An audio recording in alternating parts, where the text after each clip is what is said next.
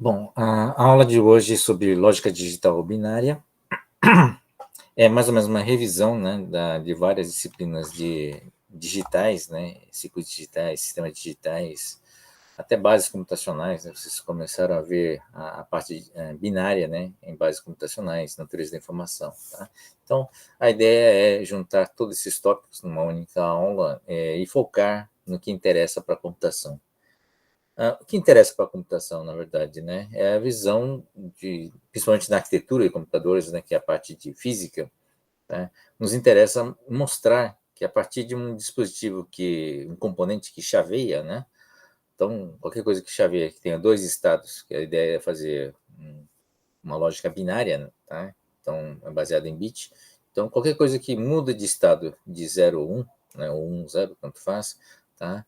Possa ser utilizado para implementar os circuitos, né, principais utilizados na computação, tá? Ou seja, a ideia é chegar numa ULA, né, unidade lógica aritmética, e chegar, por exemplo, em registradores, ou elementos de memória e assim por diante, né?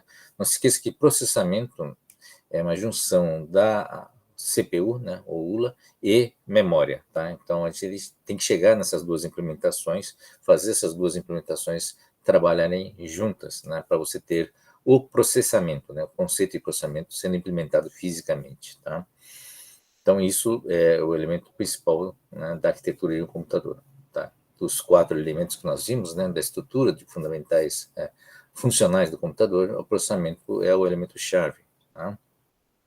Então, para isso, a gente vai ter essa aula que vai dar uma revisão geral, né, desde a lógica binária, né, até chegar numa ULA, né, ou numa memória, tá? Provavelmente vocês viram isso em outras disciplinas, tá? Só apenas vamos fazer uma ligação, tá, para apresentar rapidamente. Bom, esses são os tópicos, né? Então, a revisão, né, ciclos digitais. A gente começa com o desenho dessas portas lógicas, né? Que você deve saber já o esquemático deles, né? Tá? São, na verdade, 3 portas, né, consideradas fundamentais para a lógica, para circuitos lógicos, né? Para implementar a lógica a binária, tá? As 3 são, primeiro é a inversão, né? É o NOT. O segundo é o AND e o terceiro o OR, né? O e o OU, tá? Isso aqui é uma tabela verdade que você deve ter visto, né? Tá? Se você tem uma variável com 2 entradas, quer dizer, desculpe, uma porta com 2 entradas ou 2 variáveis, tá? Você tem 4 combinações possíveis, né? 2 variáveis binárias, 2 a 2 dá essas combinações, 4 combinações, tá? E para essas combinações você tem esse resultado, essa saída, tá? Então ele vai de uma forma exaustiva. Então 0, 0, 0, 1, 1, 0 e 1, 1. No caso do AND, né, nós temos a saída 0, 0, 0 e 1, tá? Então qualquer zero prevalece, né, o zero. No caso do OU, né, a diferença do OU é que qualquer 1, né, presente numa das entradas resulta no 1 na saída. A inversão é simples, né? A inversão é do zero, entra 0 sai 1 e entra 1 sai 0, tá? No hardware, principalmente no hardware digital, tá? A gente dá muita importância ao NAND e NOR, tá? Ela vem nesta ordem por um motivo muito simples, né? Na implementação do transistor. A gente vai ver como é que é implementado dessas duas portas, né? Utilizando o transistor, tá? Para chegar nessa conclusão, tá? Então vamos lá.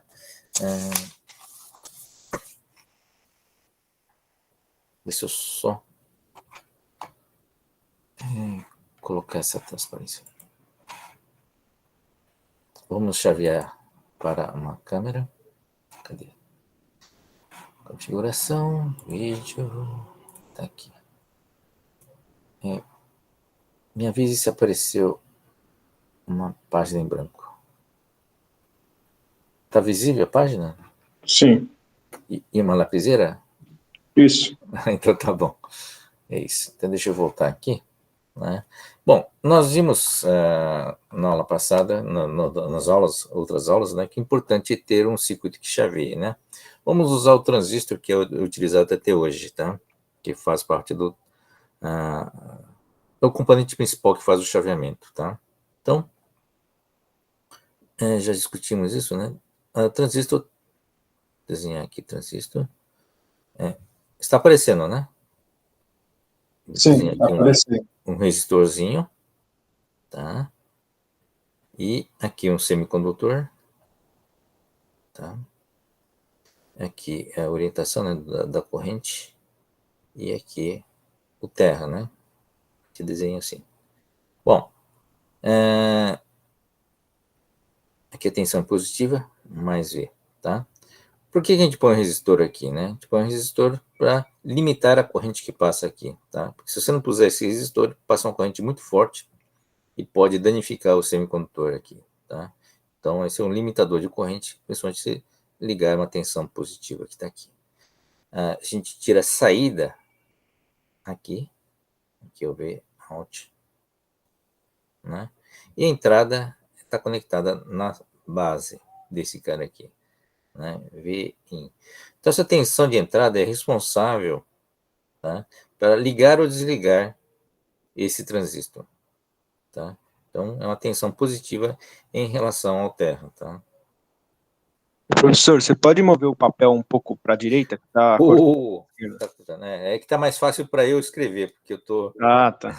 na época da minha mesa, mas tudo bem, Não, desculpe. mas beleza, tranquilo. Agora tá dando, valeu. Agora tá dando para ver? Tá dando, Ah, obrigado. legal, tá? Então, essa é uma tensão que está aqui em relação à Terra também, né? Tensão positiva, né? Ele gera a função dessa tensão, ele gera a corrente que está aqui, né? Corrente ou os elétrons, né? E que polariza, né? Esse semicondutor, carrega o semicondutor que permite que ele se torne o condutor, tá? Se você joga a Terra aqui, a Terra faz com que esses elétrons sejam drenados, né? Isso aqui vira um isolante, isso aqui para de conduzir, tá?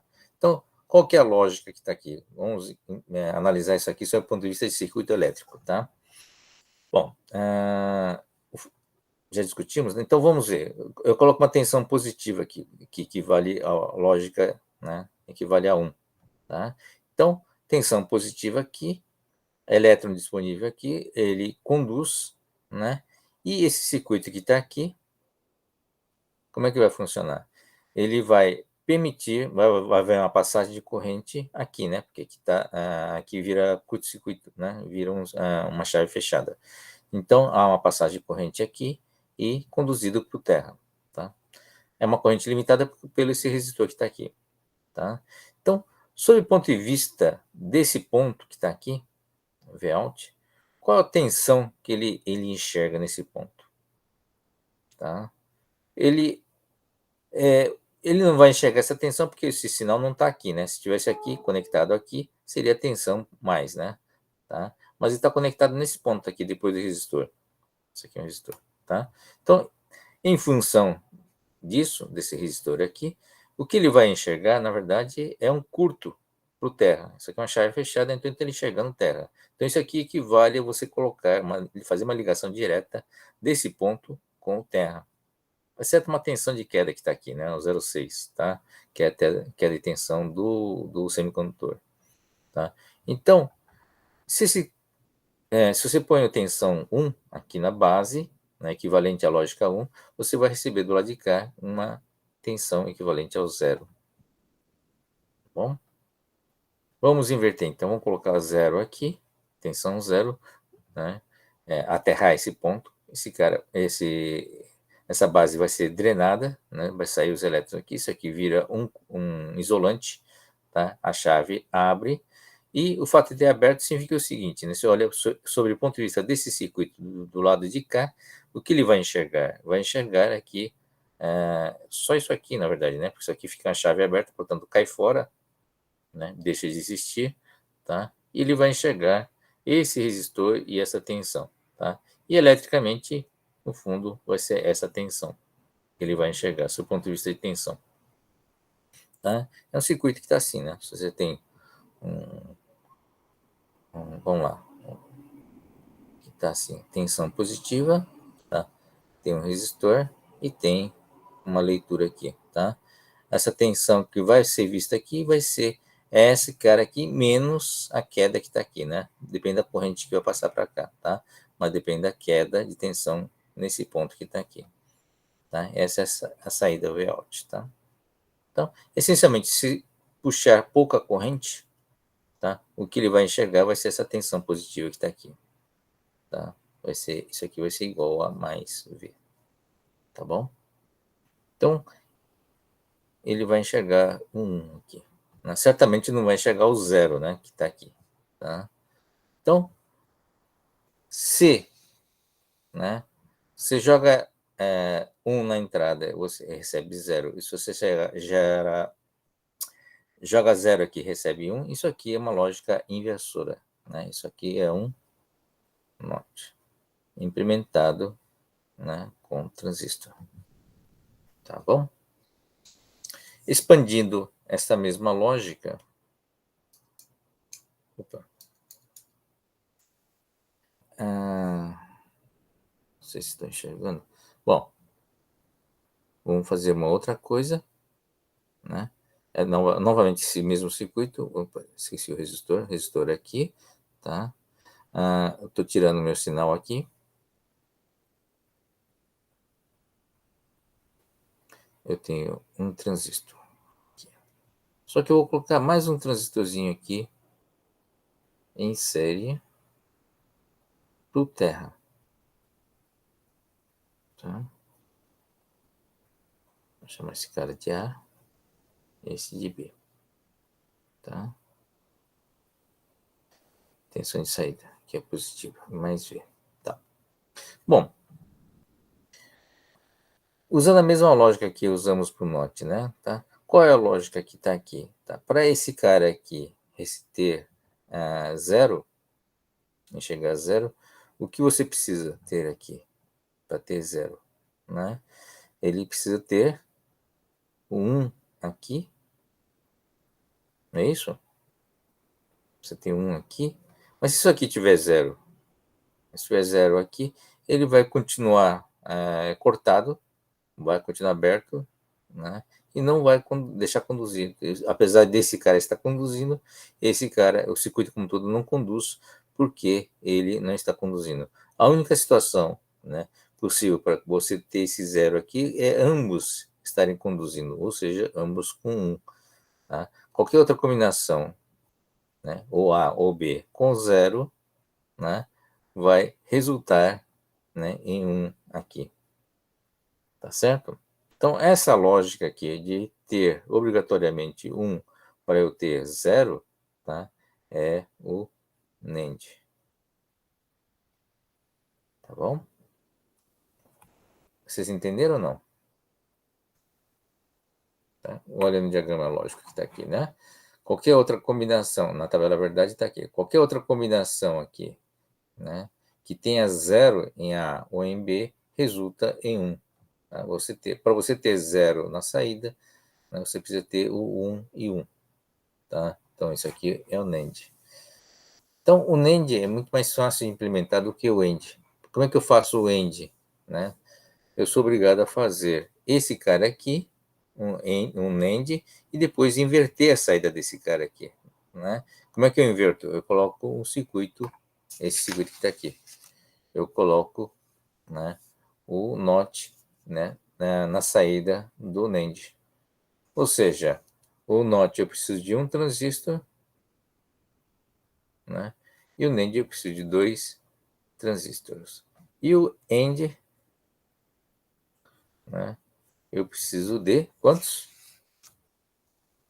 3 transistores. Tá bom?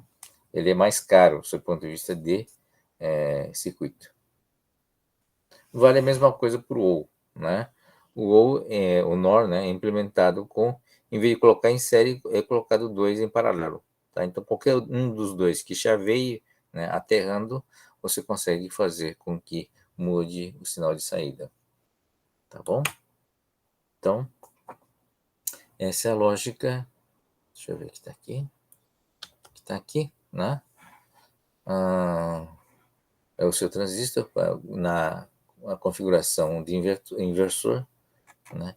Isso aqui é na configuração do NAND, desculpe, e aqui o NOR, tá?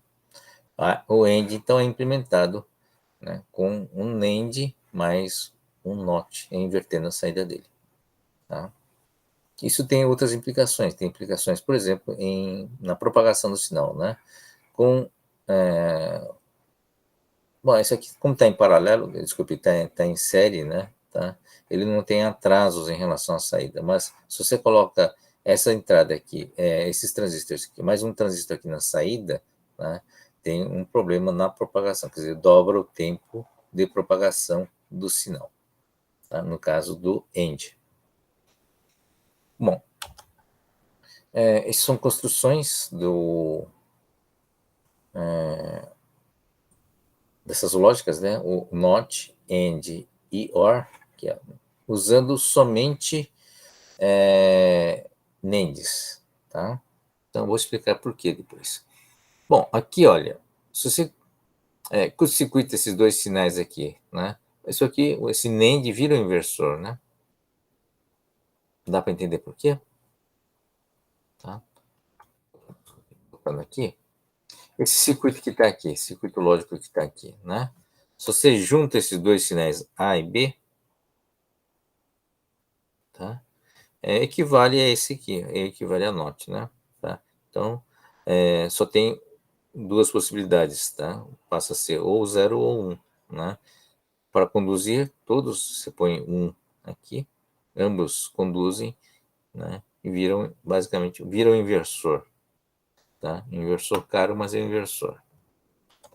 Então, vale também para o OU, né? Tá?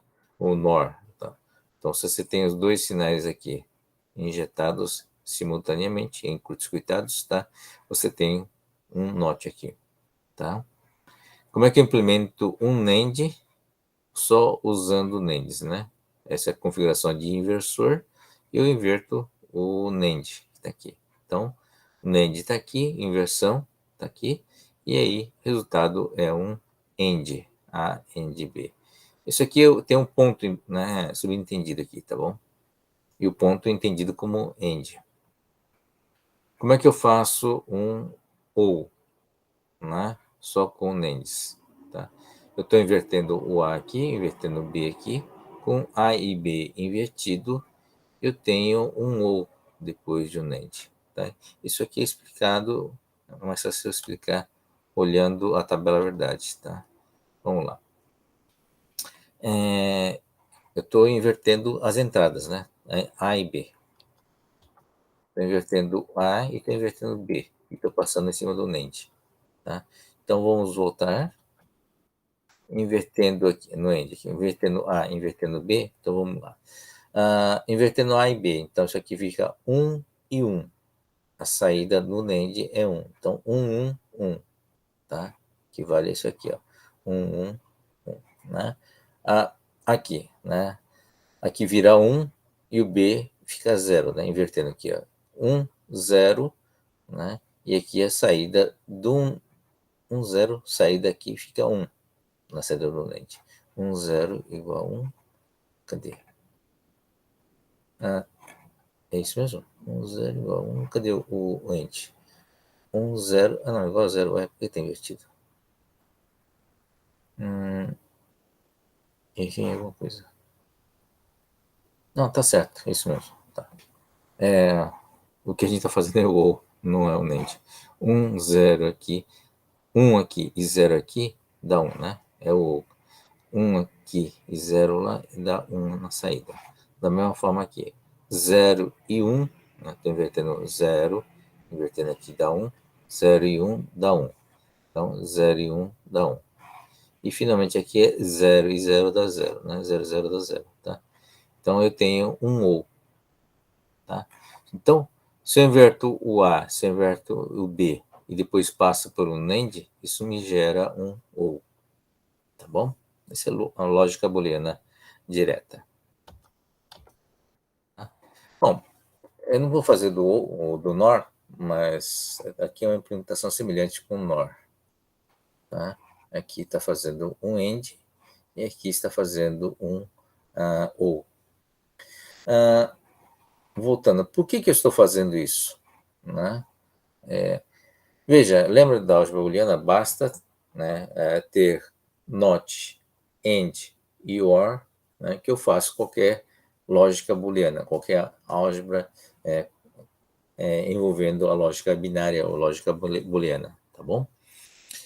Então, se eu consigo implementar qualquer um desses três, NOT, AND e né, ou OR, usando somente uma das portas, tá? E o que isso implica? Isso implica simplesmente que eu posso simplificar o meu circuito, tá? A gente não pode esquecer que a ideia, né, é uma coisa é ter circuito lógico, outra coisa é você ter a implementação física disso, tá? Isso é do ponto de vista de um circuito que é desenhado em cima, né, de um cristal de silício.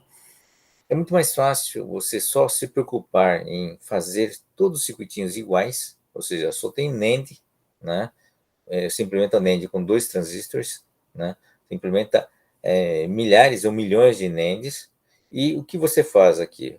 A partir do NAND eu implemento o NOT, eu implemento o AND e eu implemento o OR, só mudando as ligações, tá? Então, eu faço milhões dessas portas e só fico brincando de fazer as conexões certas, tá? É o que está por trás de um FPGA, por exemplo, uma lógica programável. Você não programa a criação de transistores, né? Você não programa a criação de portas. O que você está programando simplesmente são as conexões entre estas portas, tá?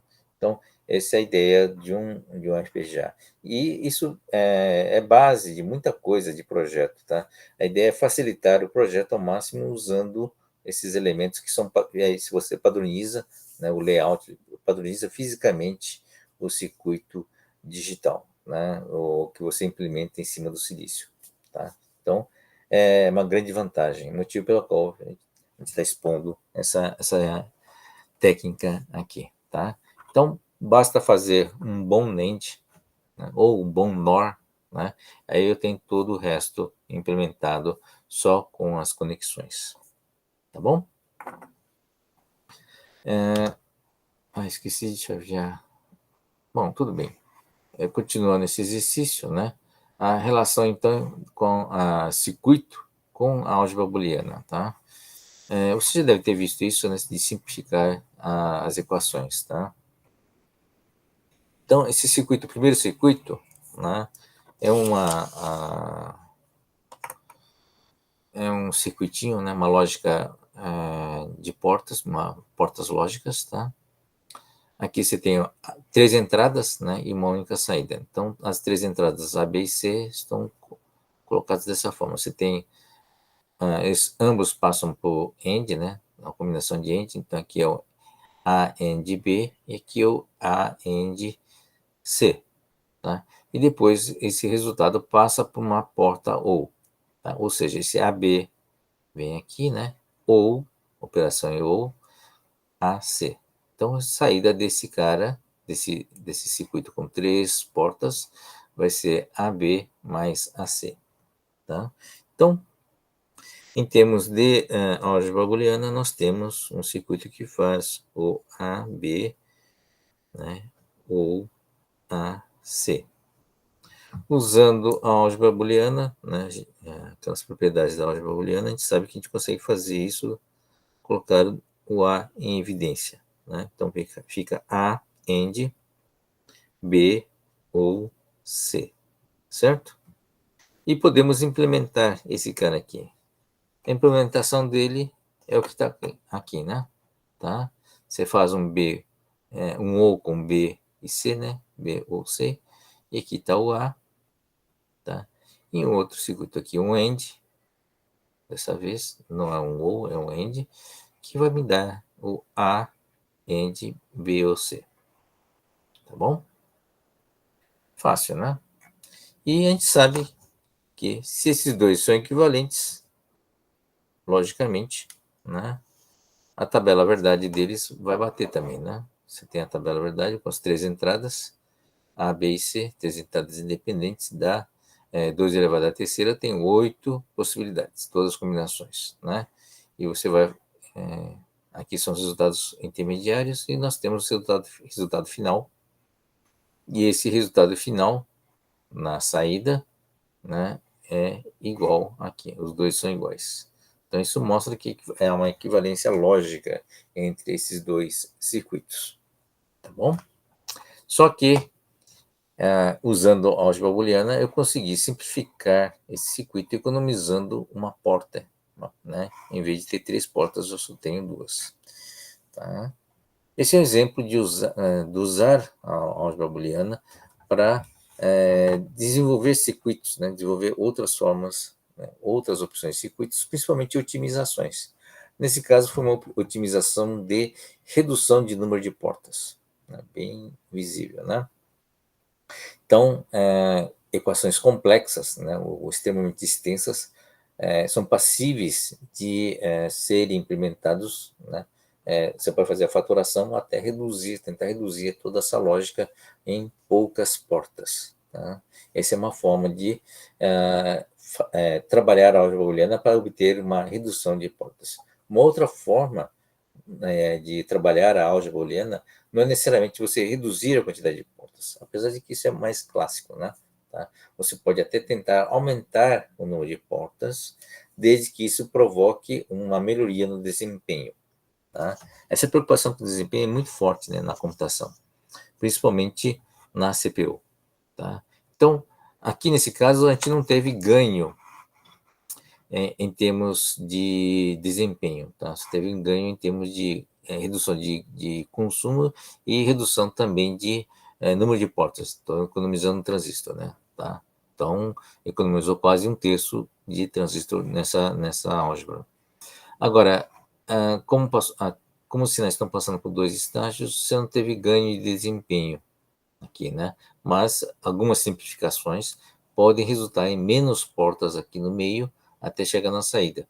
Ou seja, eu tenho um ganho de desempenho, tá? Nesse caso, só o sinal A, que saiu ganhando, né? Entrando direto aqui, tá? Não teve o ganhos na relação entre entrada e saída nesse caso. Tá? Mas é possível calcular circuitos usando a álgebra booleana que tenha menos etapas, né, menos portas, pode ter mais portas em paralelo, né? Tá? Mais largo, mas tem menos portas para chegar à saída. Tá bom? Dúvidas? Acho que vocês viram isso, cansaram de ver isso, né? Talvez não tenha encarado sob o ponto de vista de desempenho ou sob o ponto de vista de redução de portas. Bom, rapidamente uma equivalência aqui dá uma porta lógica com um circuito elétrico, né? Circuito eletrônico direto, tá? Os primeiros chips, né? Os primeiros CIs tinham muito poucos transistores, né? Mas já se implementavam a lógica binária, tá? Então, esse é um circuito TTL, tensão aqui de alimentação é 5 volts, tensão do sinal, né, 0 e 1 também é 5 e 0 volts, tá? E aqui nós temos um circuitinho no chip, né, que tem 1, 2, 3, 4, 5, 6, 7, 8. 8 transistores, certo? É baixíssima densidade. Esse é outro circuito muito utilizado também, tá? Vamos ver se vocês conseguem adivinhar o que ele faz, tá?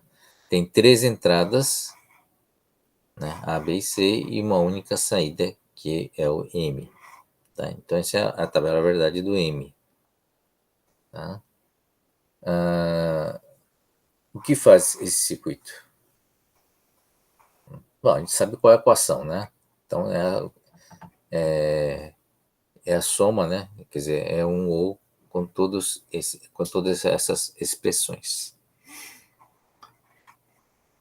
Qual é a função?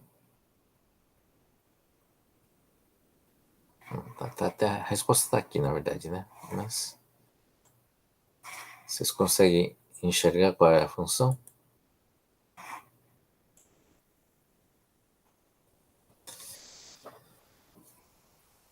Deixa eu voltar para o slide.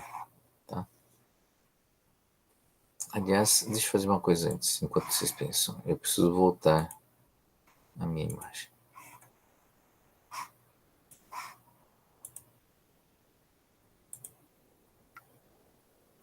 Opa, estou de volta. Bom, o objetivo desse circuito, né, é fazer uma votação majoritária. Tá? O que é uma votação majoritária? Você tem 3 entradas, A, B e C, e ele vai escolher como saída, né, o resultado majoritário. Tá? Então, olha a tabela verdade aqui. Né? O zero é majoritário aqui. Né? A, B e C são as variáveis independentes, né? Então são 3 combinações, dá um total de 8, né? Tá? Então, esse 0, 0, 0, o 0 é majoritário, portanto, a saída é 0. O 1, 1 e 1, o 1 é majoritário, a saída é 1. Então, todas essas combinações onde você tem o 1, né, tem mais 1 do que 0, você tem saída 1. Inclusive esse aqui, né? Então, 0, 1, 1, né, dá 1.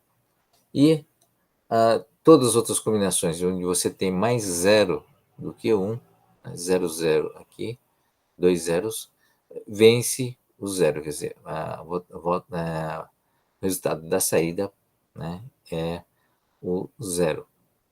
Tá bom? Esse é um votador majoritário. Então, qual que é a ideia do votador majoritário? Em determinados circuitos, né, os mais importantes, onde tem informações mais importantes, tá? A ideia é você colocar os votadores para selecionar, na verdade, é para tolerar, né, os resultados errados devido a algum ruído, né, temporário ou então alguma falha, eventualmente até permanente. Tá? Então, são circuitos, às vezes, complexos que fazem as contas, né, executam uma álgebra booleana, mas cujo saída de sinal é muito crítico em seu ponto de vista de importância. Né? Ela não pode ter erro. Tá? Nesse caso, você faz o circuito desse tipo, você tem que triplicar, né? Porque a votação normalmente tem que ser de número ímpar, para não dar empate, né? Tá? E esses 3 circuitos, nesse caso, no mínimo, né, 3 circuitos entram no OU para gerar a saída majoritária. Tá? Então, com isso, você assegura que bom, é uma redundância, né? São 3 redundâncias, você tem uma certa garantia de que o resultado é correto, tá? E que você pode confiar um pouquinho mais nesse resultado. Não é que seja infalível, né? Mas vai tolerar mais falhas do que um circuito simplex, quer dizer, um circuito de uma única conexão, uma única opção, tá? Então, a ideia é suportar, né, ter uma tolerância para falhas dinâmicas, que é a principal fonte de falha em circuito digital são as falhas dinâmicas. Tá? Então, ele falha um certo intervalo de tempo, ou naquele caso específico, né? Mas maior parte do tempo, 99,99% do tempo, ele está funcionando certinho. Tá? É para cobrir eventuais combinações de falhas que podem ser catastróficos. Tá? Então, dentro do circuito eletrônico, né, no circuito digital, você pode ter vários desses sistemas de votação para ir assegurando, para dando uma certa estabilidade, uma certa tolerância do circuito a eventuais falhas, né, que possam ocorrer dentro do circuito, tá? Dentro do circuito digital. Tá? Essa é uma das funções. Né? É possível implementar, inclusive, né, a certa tolerância a falhas usando portas lógicas. Tá bom? Dúvidas? Tranquilo, né? Que uma álgebra booleana, notação e propriedades, talvez o mais utilizado, que é a propriedade distributiva, né? Tá? Por evidência A, por exemplo, né? Isso é uma coisa conhecida. Talvez não tão conhecida que você possa fazer também para o operador OR, né? Que você está distribuindo a operação OR aqui com B e também com C, tá? Então, esse é verdadeiro. Na álgebra booleana não temos uma diferença de hierarquia entre o operador mais, né, o AND e o OR, tá? no caso do operador aritmético, né, a gente faz uma distinção entre a soma, a operação soma, e a operação multiplicação, por exemplo. Né? A gente cria uma precedência de um sobre o outro. No caso dessa lógica, não há essa precedência, tá? Essa hierarquia. Tanto é que o mais aqui, né, pode ser distribuído tanto quanto uma multiplicação, um AND. Tá bom? É isso. Eu não vou dedicar tempo em cima disso, mas vocês terão a oportunidade de fazer esses exercícios na lista, na prova de vocês, tá bom? Bom, vamos chegar na ULA. Mas antes a gente vai passar por um outro circuito chamado decodificador, o demultiplex. Tem o multiplex e o demultiplex. Nesse caso é um demultiplex.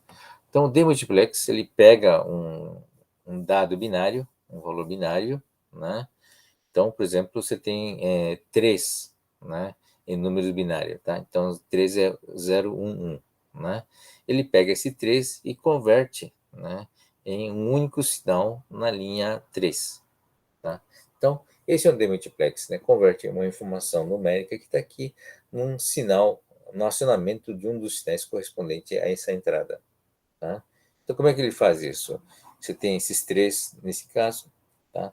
3 bits significa que isso pode representar até 8 valores, de 000 até 111, né? 8 valores, né? Pode selecionar qualquer um desses 8, e para selecionar, usa essa lógica, usa esse AND que está aqui, tá?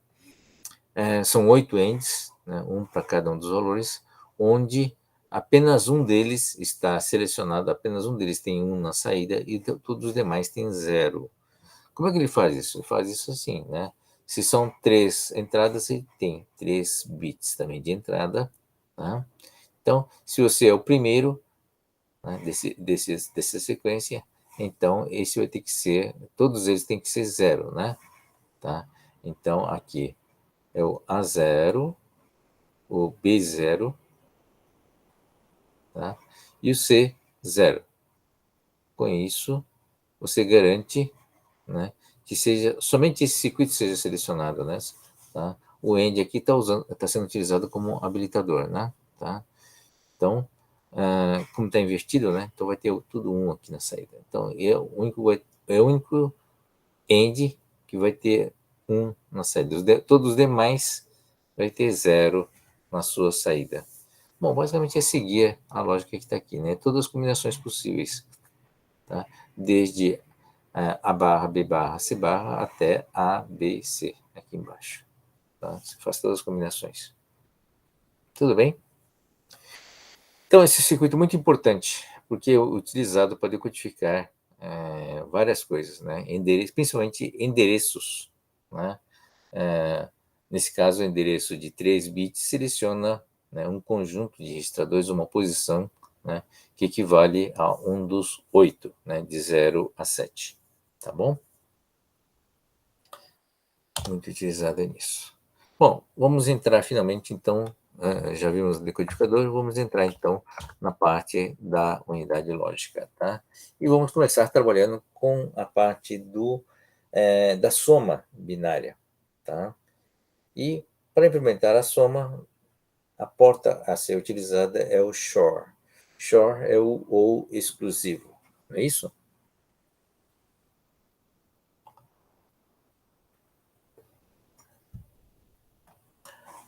Como é que funciona o XOR? A lógica dele, né? A tabela verdade dele é um ou seja, toda vez que tem eu tenho uma na saída, né? Qualquer que seja exceto o XOR, né? Exceto esse último, onde você tem, se ambos são 1, ele dá 0 na saída. É igual aqui. Se ambos for 0, né? A saída é 0, tá? Esse é o ou exclusivo. É exclusivo porque quando você tem, só sai quando tem a opção, né, de um deles apenas ser 1, tá? O ou inclusivo, né, é o ou normal, ele considera como sendo um 1 aqui, quando você tem todas as entradas com 1, tá bom?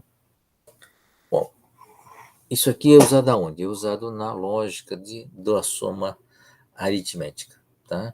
Então, aquela nossa soma que nós fizemos, né? 5 mais 6 decimal igual a 11 decimal, tá? Como é que funciona isso aqui? Nós temos aqui o 1 ou 0, que é um 1, né? 0 ou 1 é o 1, né? E quando acontece esse 1 ou 1, tá? 1 mais 1, na verdade, tá? O resultado é 1, 0, não é isso? Tá? Então, aqui embaixo tem que ficar 0, e em cima vai 1, tem que ter o vai 1. Mas esquecendo o vai 1, tá? Se você olha somente a parte de baixo, a gente percebe que o que tem que ser feito, na verdade, tá? É o shore. Tá? E aí eu detecto o vai 1, né? Quando eu detecto essa combinação 1 e 1. Tá? E toda vez que tem 1 e 1, e tem um vai 1 do outro lado. Tá? Então, uma soma aritmética, acho que já comentei isso no começo, né? Lá nas primeiras aulas. Uma soma aritmética, na verdade, não é uma soma de duas variáveis A e B. Você tem que somar uma terceira variável. No fundo, são três operações de soma, né? A mais B mais o carry, né? O vai 1. Tá? Então, é a soma desses três elementos e que dá o resultado da soma aritmética. Então, nesse caso aqui, 1 mais 1, né, resulta em 0, né, e vai 1 aqui em cima. Tá? O 1 aqui, o campo aqui, ele, para fazer a operação certa, ele tem que considerar o 1 do vizinho, né, que o vai 1 do vizinho. Tá bom? E aí, no fundo, então, essa soma binária, no fundo, é uma soma de três números. A soma do A com B e depois do resultado, esse resultado com a soma que está aqui, que é dessa variável que é aqui em cima, que é o carry. Tá? Então, vamos somar sempre o carry, né, o A e o B, para obtermos o resultado. Tudo bem? Bom, como é que vamos implementar o shore? O shore é possível implementar só com porta NAND ou só com porta, só com porta NAND, né? Dessa forma aqui. Ou então, né, usando as portas normais, seria essa figurinha que está aqui. Tá? Então, normalmente é um ou, exceto quando ambos, né, A e o B igual a 1. Tá bom? Eu não vou fazer essa representação aqui, mas não é muito difícil de entender, tá? Aliás, o A e B tem que estar invertido aqui, né? Tá? Quantos transistores? Aqui é mais fácil. Quantos transistores aqui eu preciso para implementar um short? Eu preciso de mais um transistor aqui para inverter o A, né, e outro para inverter o B. Tá? Mas são três etapas, né? Essa inversão, depois tem um aqui e um aqui. Tá? Nós vimos que isso aqui são dois transistores, aqui também são dois. Então, esse conjunto aqui vai totalizar 6 transistores mais dois que estão aqui, né? Para fazer a inversão. Tá? Isso, então, é um circuito que custa 8 transistores. Tá bom? Esses são a implementação do short. Tá? Então, a soma simples, você tem um short aqui, tá? E uma soma completa, você precisa desse short mais um short para incluir a soma do vai 1. Nossa, estou realmente com... Tá bom. Então, esse é o circuito, é um short, né, com A e B, e tem o resultado da soma. E eu tenho que detectar também o meu carry, né, que é esse cara aqui, o end. Tá? O que é o end, né? É a detecção de 1 e 1, tá? Ambos os 1s. Tá? Então, a saída desse circuito é a soma, né? 0, 1, 1, 0, tá? E o sinal do carry, tá? 0, 0, 0, 1. Tudo bem? E o carry só vai sair quando os dois forem 1, né? Lógico. Tá? Agora, considera o carry, né? Nessa conta, significa que eu tenho que fazer uma soma considerando A e B e o carry, né? Tá? Então, esse aqui é a soma completa, tá? Com o carry. Eu tenho a soma do A e B, né? E aqui a detecção de carry, está aqui. A saída desse cara aqui tem que ser somado com o carry, né, do outro bit, do bit vizinho, tá? Então ele pega o bit vizinho que está aqui e implementa o circuito que está aqui, que é a soma binária, tá? É um XOR e um AND, tá? É a combinação para fazer um XOR. E aqui, nesse circuito, nós temos a soma do carry com o resultado que está aqui, a soma do A e B. Tá? Então é somado dois estágios de soma, tá? Com 3 variáveis. E temos um resultado aqui e um carry, que é um resultado. O carry pode ser, né, da combinação A e B, ou então a combinação entre essa saída e o carry. Tá bom? São 3 entradas, portanto, A, B e o carry in, né, e 2 saídas. Está aqui a tabela verdade deles. Dúvidas? Vamos lá, gente. Isso está um monólogo, né? E não sei se tem gente assistindo ainda, ou já foram dormir, ou foram jantar. Fala, tudo bem? Estão vivos? Ah, quer ir de novo? Tá bom. O carry é o vai um, né? O vem um, vai um. Tá bom? Deixa eu só tentar fazer uma outra operação, então. Vou colocar minha câmera.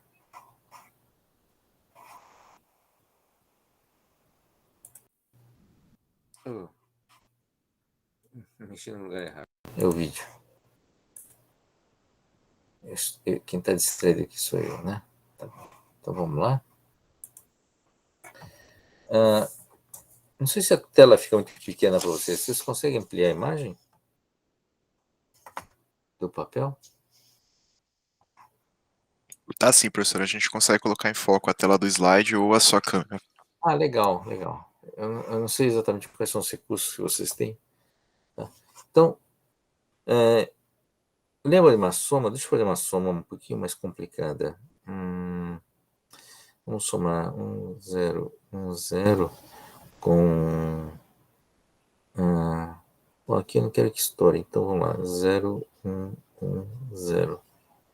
Tá? Então aqui uma soma binária, né? Tá? Não sei se tem que botar mais para cima, tá bom. 0 mais 0 dá 0, não é isso? 1 mais 1, não é 2, né? É 0 e vai 1 aqui em cima, não é isso? Tá? E 1 mais 0 mais 1, novamente dá 0. 1, 0, né? Vai 1 aqui novamente, não é isso? Não ficou muito legal. Em todo caso, 1 mais 1 aqui dá, e mais 0, né? Esses 3 dá 1, 0. Novamente, é 1, 0. Esse é o resultado da soma binária. Tá bom? O que está sendo feito? Está somando A e B aqui, tá? Mais esse cara aqui, o terceiro número, que é o carry. Tá? O carry vai 1 e o carry que é dessa coluna. O carry dessa coluna é um carry que veio daqui, né? Do vizinho, da casa vizinha. Não é isso? Esse é o carry in. Tá? Então, eu realizo essa operação, considerando o carry in, resultado da soma, eu tenho resultado, que é a soma, e tenho um outro resultado, que é o carry out, que é esse cara aqui, o vizinho. Tá? Então, essa soma aqui é 1, 0 e 1, deu 1, 0. Deu 0 aqui na soma, e o 1, né, é o carry out, que é o vai 1, que foi parar na casa vizinha. Tá bom? Aqui, claro, tá subentendido que é 0 aqui, né, porque não teve carry. Tá?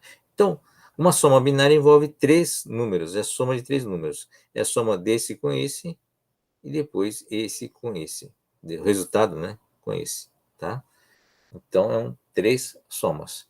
É por isso que essa figura que está aqui são figuras envolvendo 2 somas. A e B primeiro, né, tá? Incluindo a detecção do carry.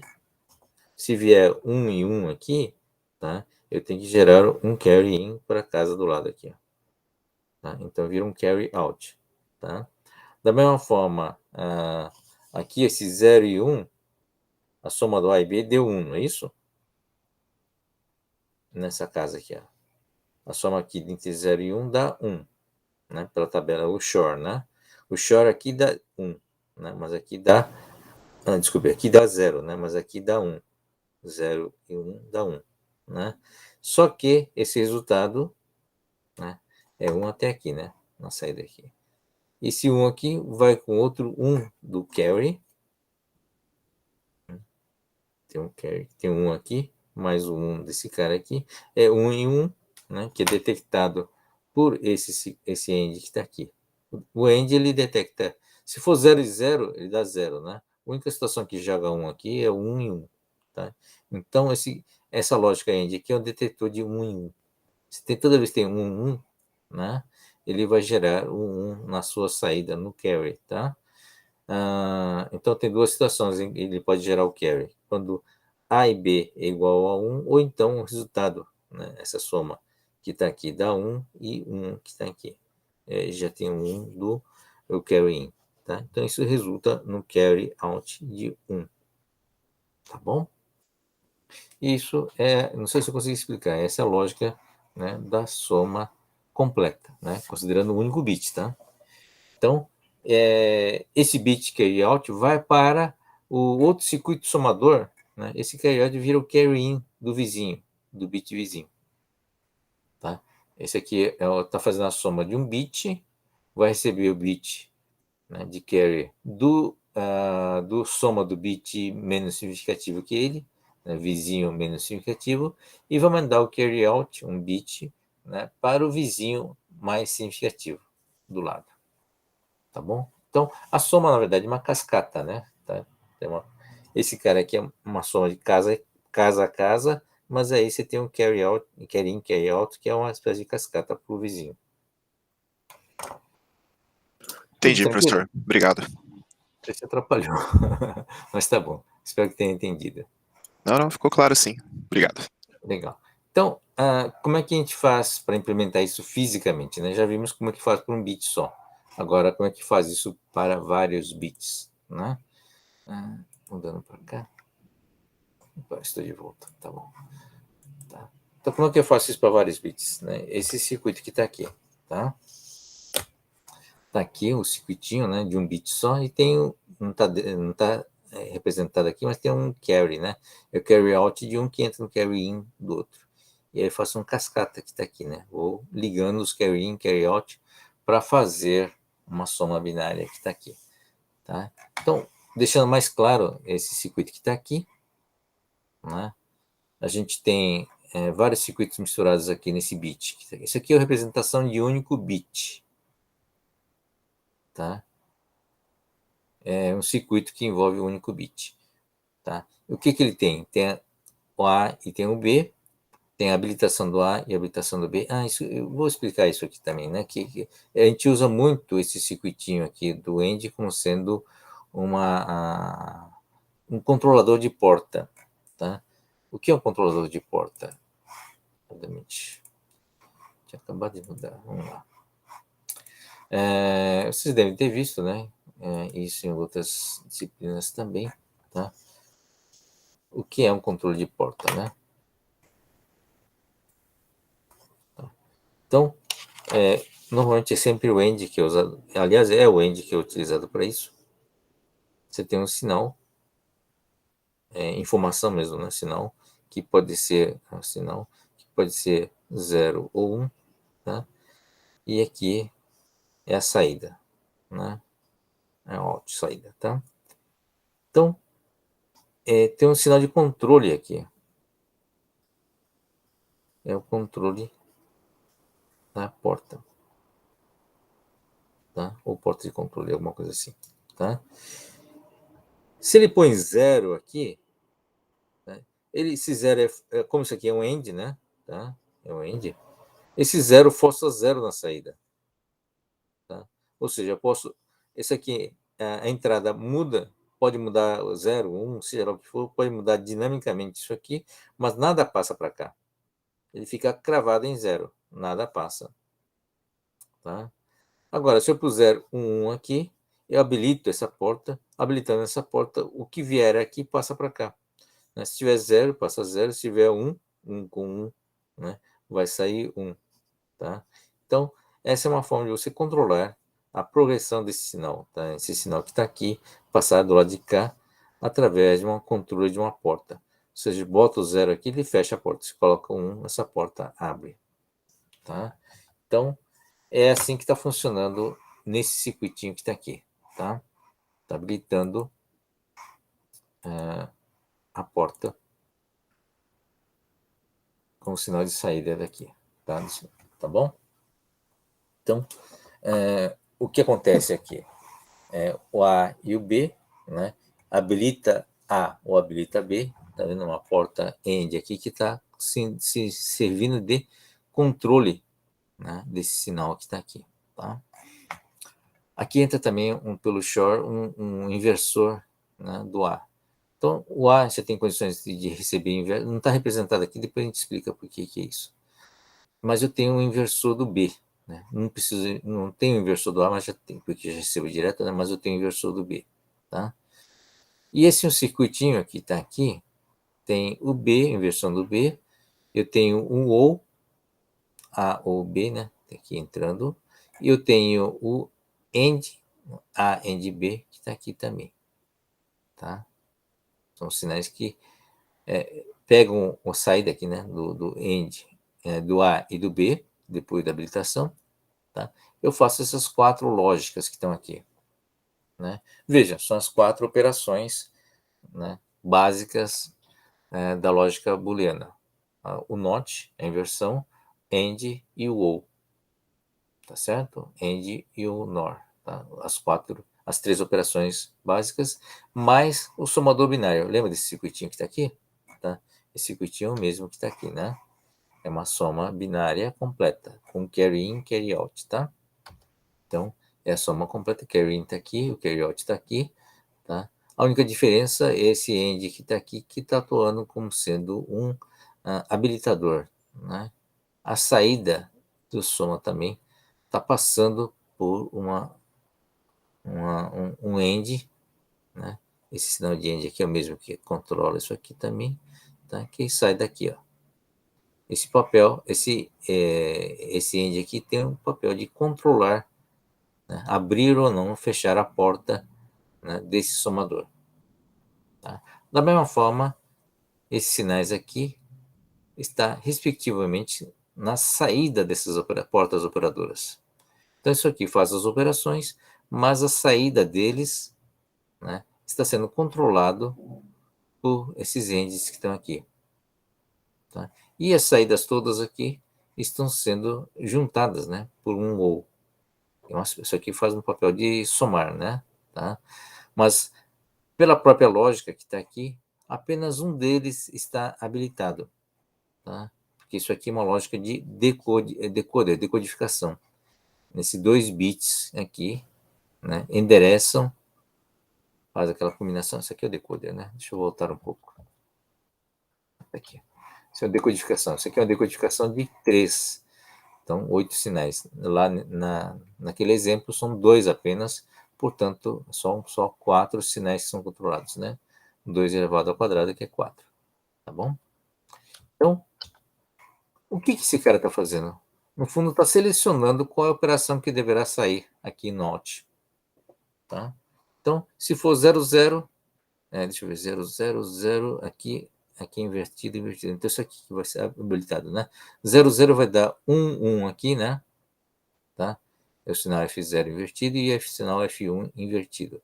1, e vai habilitar esse cara aqui. Então, as demais combinações vai dar 0. Então, o único que vai ter 1 vai ser esse cara aqui, que vai ser o AND. Tá? Então, 00 vai ser o AND e assim por diante. Tá? O último que está aqui é o 1, 1. Quando vier 1 aqui e 1 aqui, vai habilitar a soma. Tá? Vai habilitar a saída do carry out, a saída do sinal da soma, que vai passar por aqui, pelo somador. Tá bom? Ou seja, essa é uma aula completa que faz as 4 operações, tá? As 3 da lógica e a soma binária. Você tendo a soma binária e a inversão, a gente faz a subtração, lembra? Tá? Tendo soma e subtração, a gente faz a multiplicação e divisão também, tá? Se bem que tem meio fazer a multiplicação mais rápida também, tá bom? Isso é um bit, tá? Então, todas as operações de um bit. Você tem 2 bits de variável, A e B. Você tem um terceiro bit de variável para a soma binária, que é o carry in. Tá? E tem como outras 2 entradas que são o controle de porta, ou seja, controle da operação. Se é a operação lógica A, AND, lógica ou NOR, ou uma lógica de inversão NOT. Tá? E a última operação, que é a operação de soma binária. Bacana, né? E tem como saída a saída da operação, né? E o carry out, se for uma soma binária. Tá? Aí você tem um bit e a combinação desses bits todos, né, encadeados aqui, você faz uma ULA, nesse caso uma ULA de 8 bits. Se eu quiser uma ULA de 16 bits, é só replicar isso aqui, né? E ir encadeando, né, para fazer 16 bits, 32 bits, 64 bits, assim por diante. Quer dizer, é uma questão só de ir replicando o mesmo projeto, o mesmo circuito. Tranquilo, né? Tá bom? Então aqui são os bits, né? As entradas. O out, o carry out dele está entrando no carry in do vizinho, encadeando, até o último aqui, né? Tá? Que você monitora externamente, né? Normalmente esse bit aqui é usado como bit sinal também, tá? Então para saber qual é o sinal. E o carry out também, né? Às vezes é informação que você precisa quando você estoura uma operação. Você está fazendo, mesmo que você tenha 32 bits, você faz uma soma de um outro 32 bits, você corre o risco de estourar, né? Ter um bit a mais na casa mais significativa, né? Tá? E aí é detectado pelo carry, né? É um bit de carry que você pega na última casa, né? E através desse sinal você pode usar também esse carry para usar uma lógica, né? Usar o software, né? Executar através do software o que você vai fazer com esse estouro, né? Truncar ou então fazer uma outra operação com mais casas decimais, tá? Usando esse bit para alimentar o número seguinte. Tá bom? Dá para fazer isso tudo com o algoritmo. Então, no fundo, usando o software, usando o assembler e usando essa estrutura, no fundo, você consegue fazer uma operação de quantos bits você quiser. Tá? Tanto é que, mesmo com um processador de 8 bits, você conseguia fazer operações com 16 bits, 32 bits. Né? Não tinha limite. Né? Simplesmente para o software você pegava o bit, né, de carry e ia processando. Toda vez que estourava o carry, você ia jogando para uma outra variável, né, menos significativa, e continuando fazendo a operação. Tá bom? Então, isso não é um limitador. Basta que o hardware faça a operação e o software se vira, né, para complementar. Tá bom? Que mais que eu posso falar? Nós vimos aqui a implementação. Lembra do Shore? O Shore tem 8 bits, né? Desculpe, 8 transistores. 2 aqui, 2 aqui, 2 aqui, dá 6 aqui, mais a inversão, tá? 2, 1 inversão cada um. Então, isso aqui dá 8 transistores. 8 transistores. Então, aqui tem 8 transistores, mais... Note, aqui tem 3 transistores, né? Tá? Então, a soma completa, 8 mais 8 dá 16. 16 mais 6, né? Desculpa, aqui tem 3. 16 mais 9, na verdade, né? Dá quanto? 25. Né? 25 transistores aqui. 25 transistores aqui, mais tantos aqui. Bom, chutando, é menos que 100 transistores, né? Tá? Considerando tudo esse circuito aqui. Acho que é menos que 100 transistores por bit. Tá? Então, esse encadeamento aqui seria, vamos lá, chutar alto, 100 cada um, deve dar em torno de 1000 bits, né, por uma ULA, né, com as 4 com 4 operações, tá? Então, não é caro, na verdade, do ponto de vista de circuito, tá certo?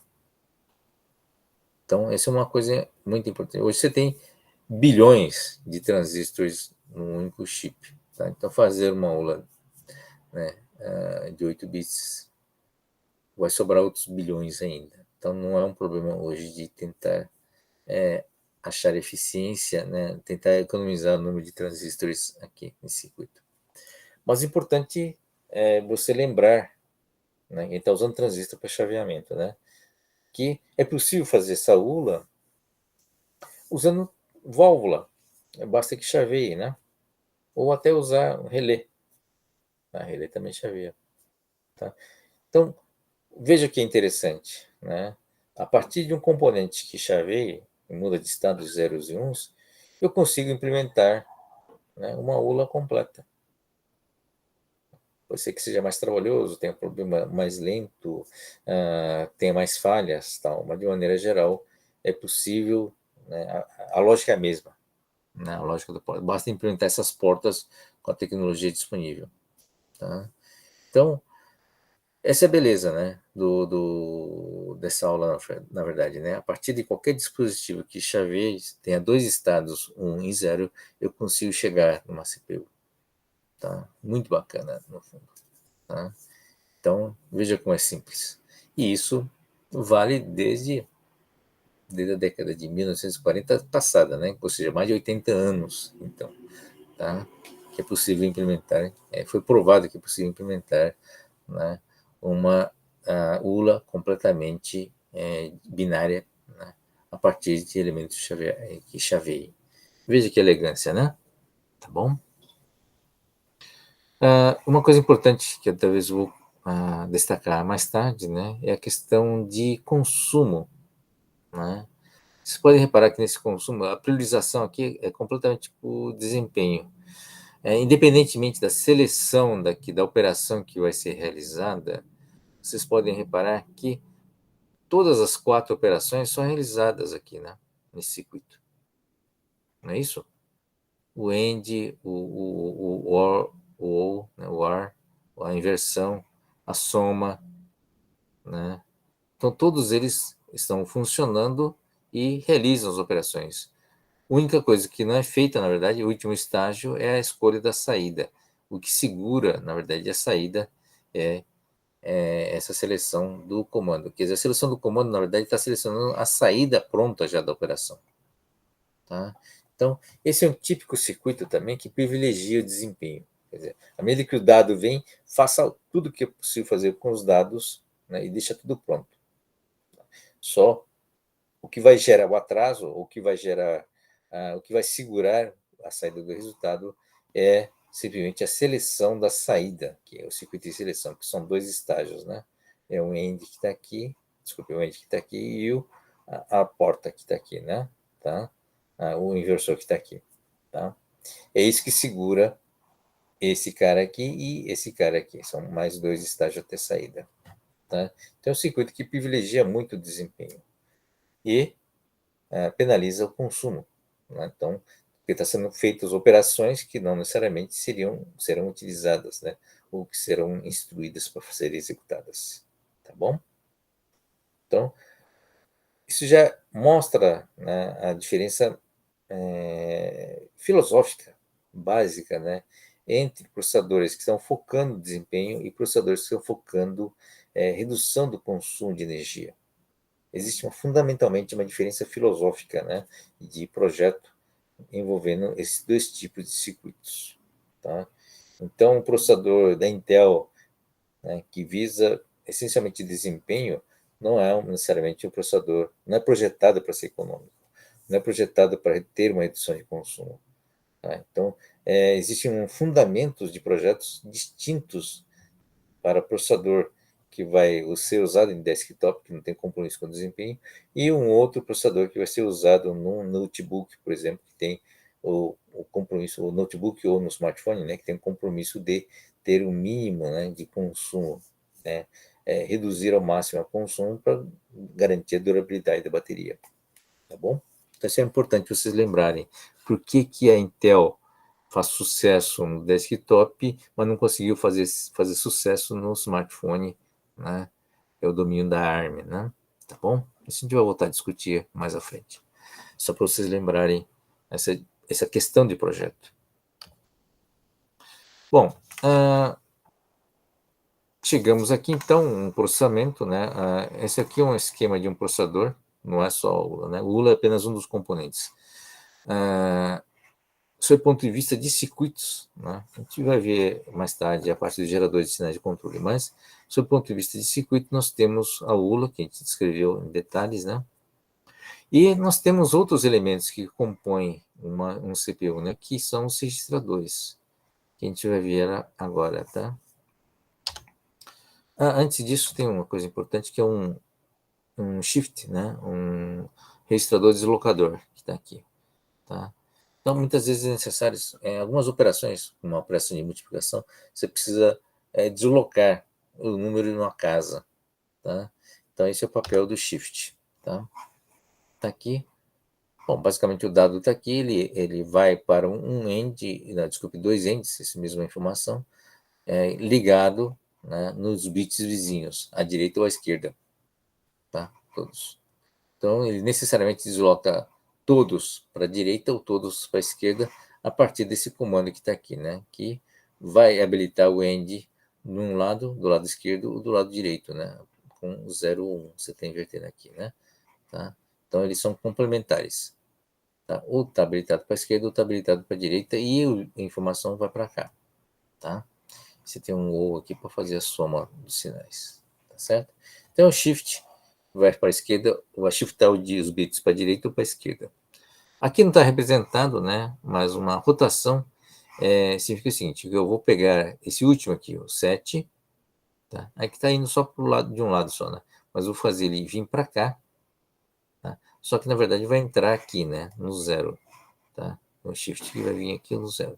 E o 0, que só está indo para de um lado só, ele vai ter uma saída também, um outro end, que vai ter uma saída para o entrar no 7. Tá? Então, se eu ligar o D0 e o D7, os dois bits, eu posso fazer uma rotação à esquerda ou rotação à direita. Tá? Então, o último dado, em vez de desaparecer, né, tá? Ele é jogado para o 0. Isso é uma rotação. Tá? Então, essas são as funções. E vamos discutir, então, a implementação da memória. Né? A memória, a gente já viu, tem um papel importante no processamento. Quer dizer, não adianta ter a ULA sem ter a memória, tá? E a memória, no caso, não só externa, como também a própria memória interna da CPU, na forma dos registradores.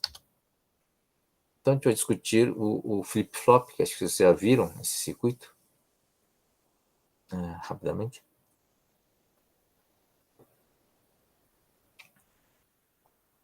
É um circuito realimentado. Desculpe um pouquinho só. Alguma dúvida, gente? Só para dar um intervalo? Não, nenhuma outra dúvida, né? Bom, é um circuito chamado set reset, né? Tá? Como é que ele funciona? Ele tem uma realimentação que garante a estabilidade da informação que está aqui. Ambos aqui estão com 0, né? S e o R, são duas entradas, S e R, e a saída é um Q. Tá? E tem o Q barra, que é o complemento do Q. Tá? É o mesmo circuito. Então, em dois estágios diferentes. Então, S e R é 0 aqui e 0. Ambas entradas estão com zerados, só que com dois estados distintos. Tá? E dois estados estáveis. Né? Um está com 0 e está com 1. Por que é estável? Vamos analisar se é estável mesmo, né? Porque realimentação é perigoso, né? Na verdade, pode estar propagando sinal e pode estar provocando oscilação. Mas não é o caso, tá? Por quê? Vamos começar aqui. 0 e 0, né? Duas sinais de entrada. É um ou, né? Então, é 0 internamente. E invertendo, essa bolinha vai fazer a inversão, tá? Vai dar 1. Tá? Portanto, aqui é 1, está estável, né? E esse 1 é realimentado aqui, né, para trás, nessa outra porta NOR também. Tá? 1 com 0 no ou vai dar 1, né? Porque 1 vai fazer 1 aqui. E se 1 invertido vai dar 0. também está estável. Então, esse zero original, né, que a gente começou pressupondo esse zero, e esse 1 aqui estão estáveis, né? Ele não muda, não vai mudar o estado de nada aqui. E não vai realimentar, provocando oscilação. Da mesma forma que está aqui, né? Esse é o mesmo circuito, só que com outros valores, novamente analisando a partir do S. Então, S igual a zero e o sinal de realimentação é igual a 1. 0 e 1, no OU vai dar 1 aqui dentro, né? E o NOR, que é a saída, né, invertendo, vai dar 0. Tá? 1 aqui é 0 aqui, né? Então, 0, né, veja, é o mesmo valor que estava antes. E esse 0 que está aqui vai ser realimentado aqui. 0 com 0 aqui vai dar 0, invertendo dá 1. É o 1 que já estava aqui e que alimenta aqui. Ou seja, também é um sinal estável. Esse é um circuito tipicamente chamado de biestável. Né? Tem triestável, quadriestável, assim por diante. Mas biestável significa que tem dois estados estáveis. Tá? Então, ambos são válidos, ambos são estáveis, né? Nessas mesmas condições para as mesmas entradas. Tá? S e R, tá? Zeros, e eu mantenho essas saídas diferentes, né? Dois valores estáveis. Tá bom? Bom, como é que eu mudo de um estado para o outro? Eu mudo de um estado para o outro colocando temporariamente, né, um pulso aqui, um sinal aqui ou aqui, nas duas entradas. Então, vamos colocar um sinal 1 aqui, né, no 7, no S que está aqui, tá? Temporariamente. Então, vamos colocar um impulso de 1 aqui, vamos ver o que acontece. 1 com 0, né, no OU dá 1, invertendo dá 0. Então, esse vai mudar o estado que está aqui. Já está provocando alteração, né? Esse 1 que entrou aqui no S. Então, vai propagar e vai entrar e forçar 0 aqui. Forçando o 0 aqui, 0 com 0, né, vai ser 0 aqui e invertendo dá 1. Ou seja, vai mudar essa saída de 0 para 1. Tá? Mudando 0 para 1, esse aqui, se 1 vem para cá, 1 aqui, né, e aqui já tinha 1, né? 1 com 1 dá quanto? 1 ou, né? Dá 1 aqui dentro e invertendo dá 0. Ou seja, mantém. Isso aqui tinha mudado para 0, né? Então, isso aqui mantém o 0, tá?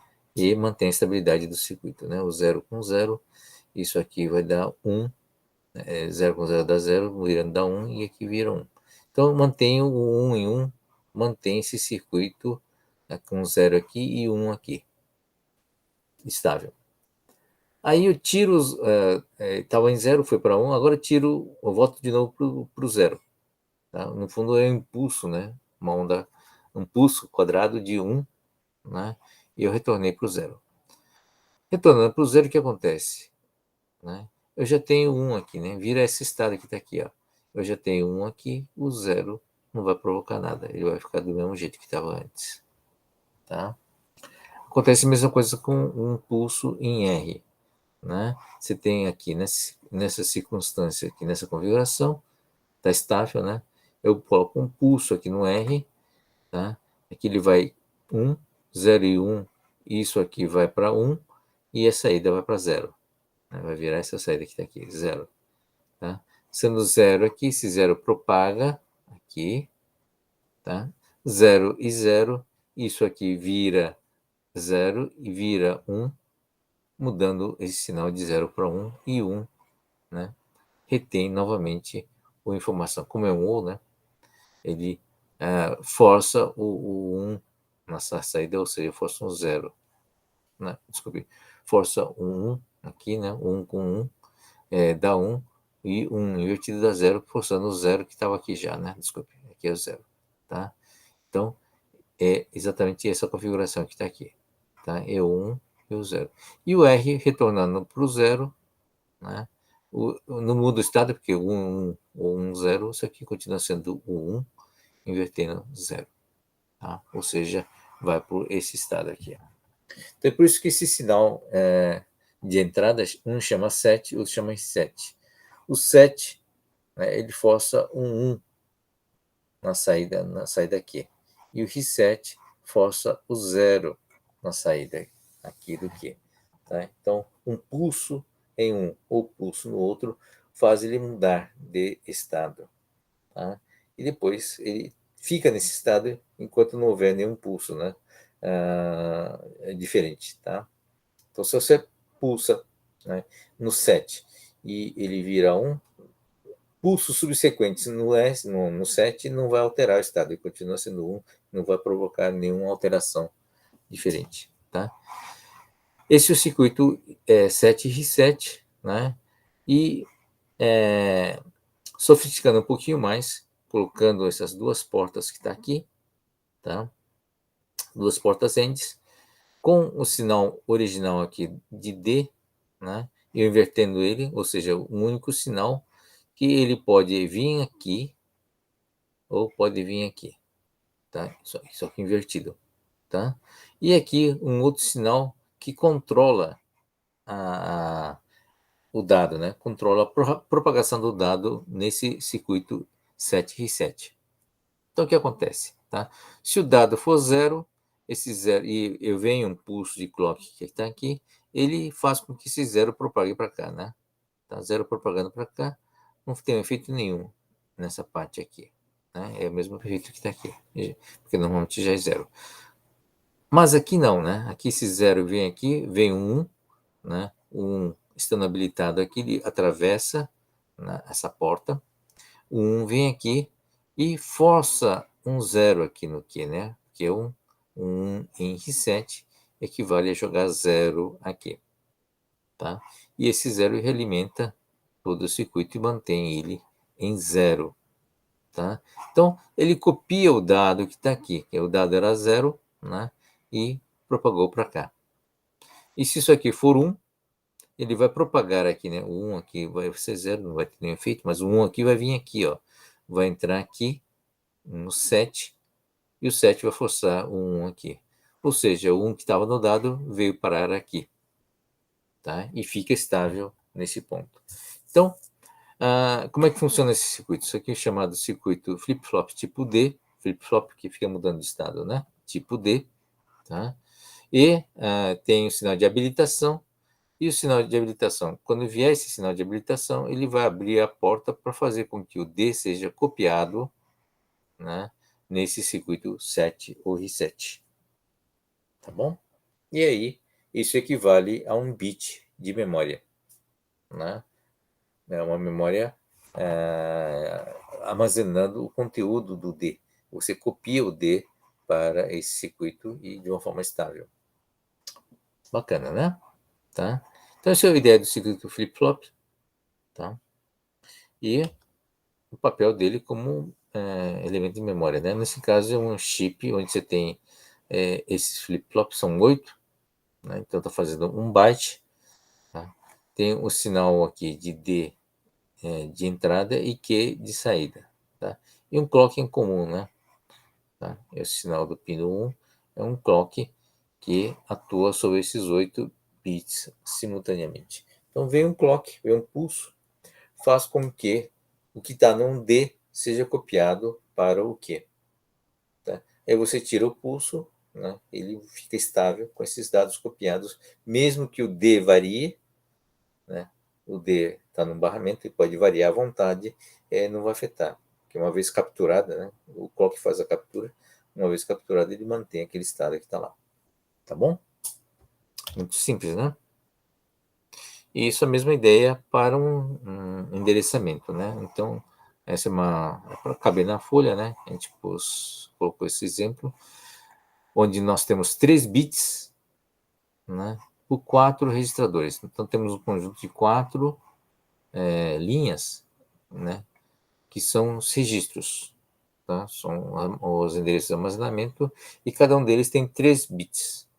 São esses 3 bits de dados que vai para cada um dos 4. Tá? E tem um decodificador, endereço normalmente 2 bits, portanto são 4, né? Veja, tem toda a lógica aqui de decodificação, que gera a seleção, né? Tem um 1, os demais são zeros, tem um único 1 em um desses 4, que significa que está habilitando esse cara para, ou essa linha, né? Para copiar, né, os dados, desde que receba um pulso, né? Que vem daqui, ó, tá? O pulso CS, que é o chip select, tá? Que faz com que ele entre aqui, habilitando todos esses quatro, né? Essas quatro portas, tá?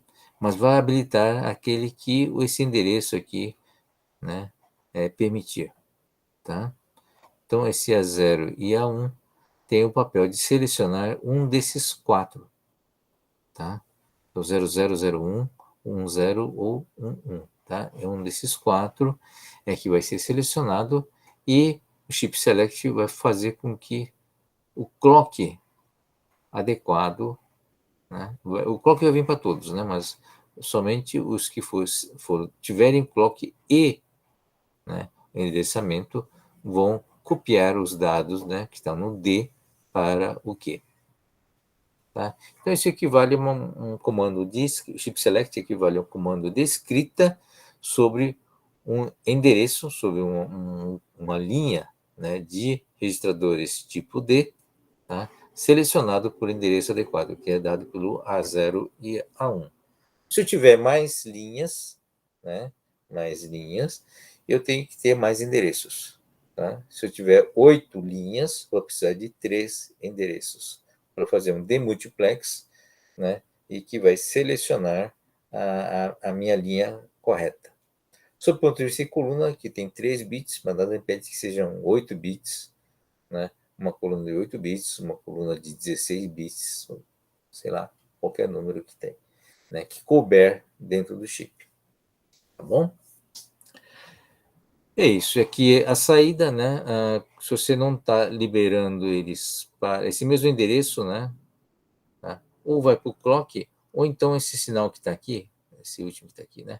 Ele habilita eles na saída, tá vendo? Tá indo no output.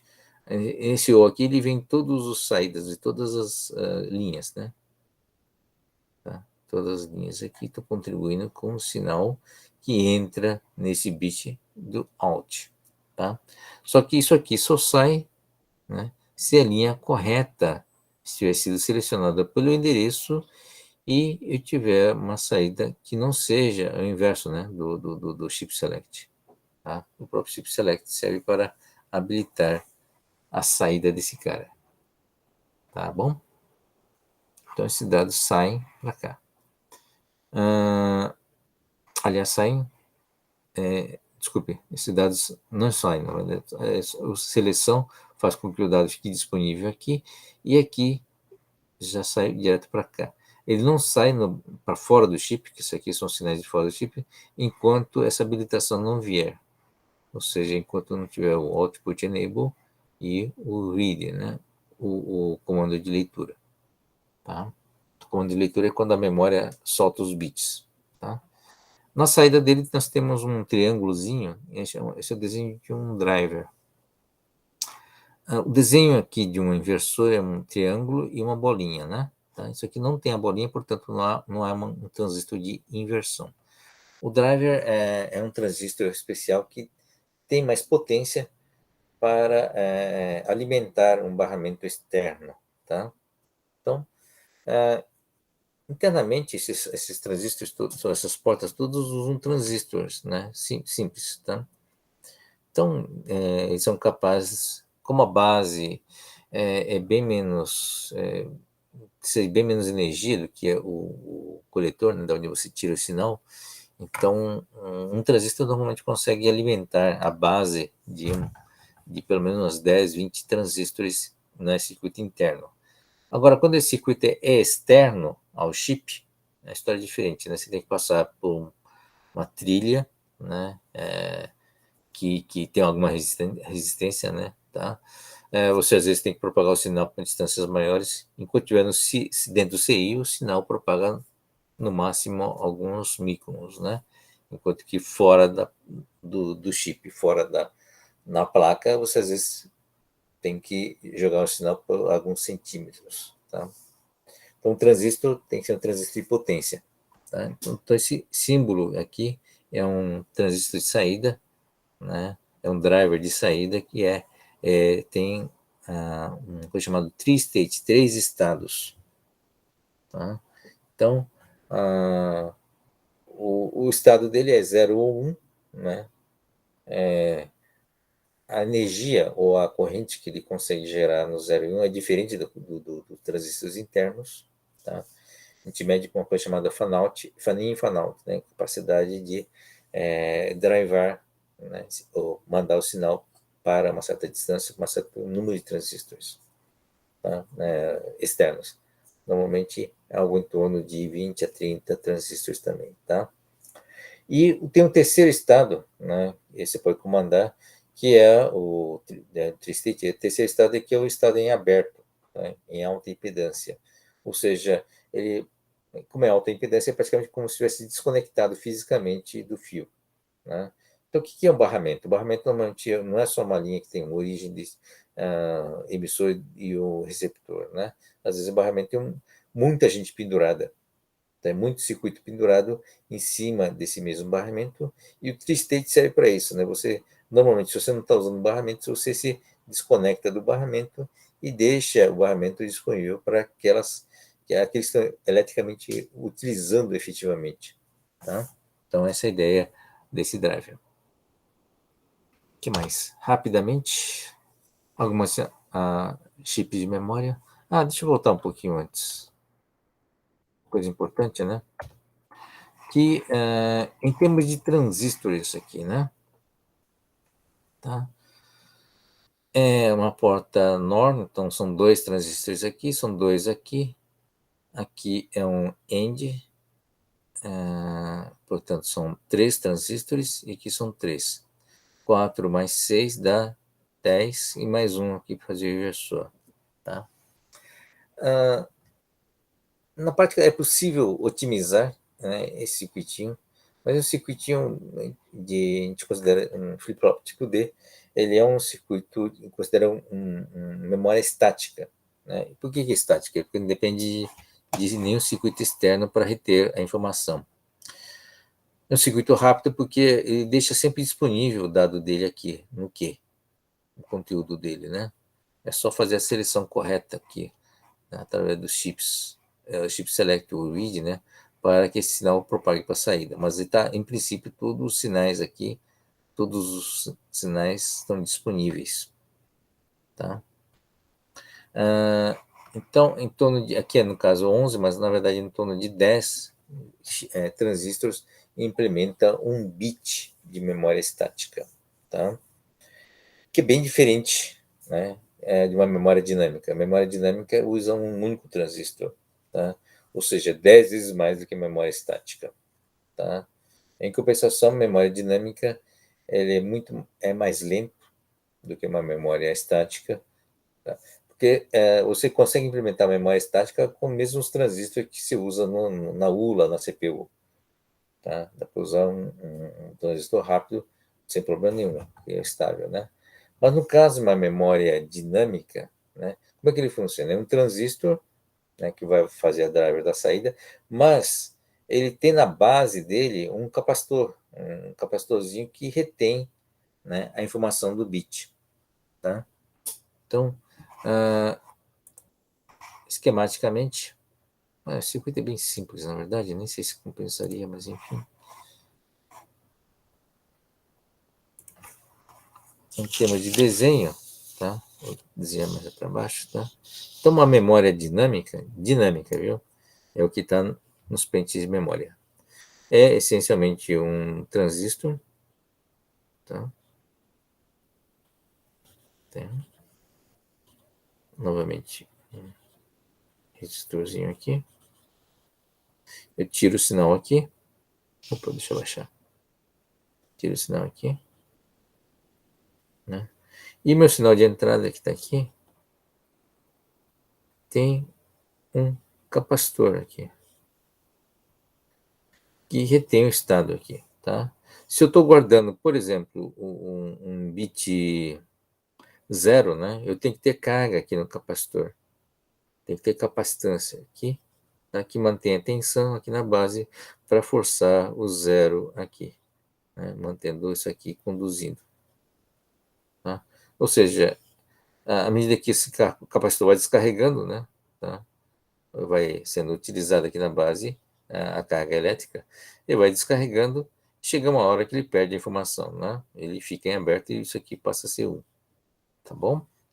Então, como é que funciona a memória dinâmica? A memória dinâmica, ele tem que fazer ao máximo de capacitância aqui na base, né? Quanto mais capacitância tiver, né, maior o tempo, ou quanto menor o transistor também, né? Vai ser menos a corrente que ele vai consumir. Então, o objetivo principal da memória dinâmica é maximizar a capacitância. E a capacitância gera um atraso no sinal, né? Então, ele não é adequado para fazer um circuito rápido. Tá? Então, tem diferenças de processo de fabricação, diferenças até de implementação, quando se trata de implementar memória ou CPU. Então, a memória dinâmica precisa da capacitância para funcionar. Bom, como é que ele faz para não perder o dado, né? Porque se o capacitor zerar, né, ele perde o bit, né? Tá? Ou se já estava zerado. Não. Então, o que ele faz? Periodicamente, ele tem um circuito especializado para isso. Tem um circuito que faz a leitura, não é CPU, tá? É um circuito que faz a leitura dos bits da memória dinâmica e, dependendo do estado desses bits da memória dinâmica, ele faz um refresh, tá? Quer dizer, ele recarrega os capacitores. Tá? Então, esse é o papel dos processos de refresh da memória dinâmica. Tá? Então, são intervalos fixos. Né?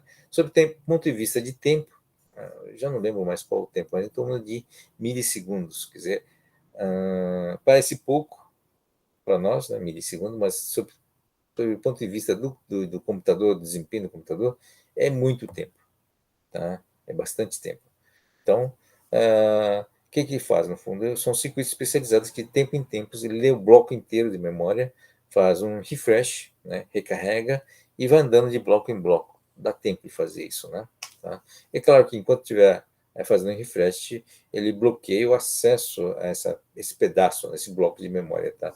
Para outras ações, né, de leitura ou escrita do processador. Tá? Então, mas é por isso que tem um cache também, né? Um dos motivos você tem um cache, e o cache normalmente é feito, é uma memória estática, tá?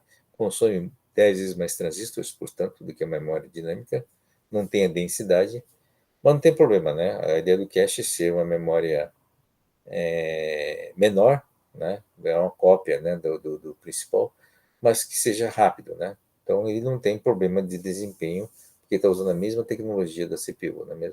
Então, tem o mesmo desempenho de uma CPU. Tá bom? Só um parêntese, né, sob o ponto de vista de circuito.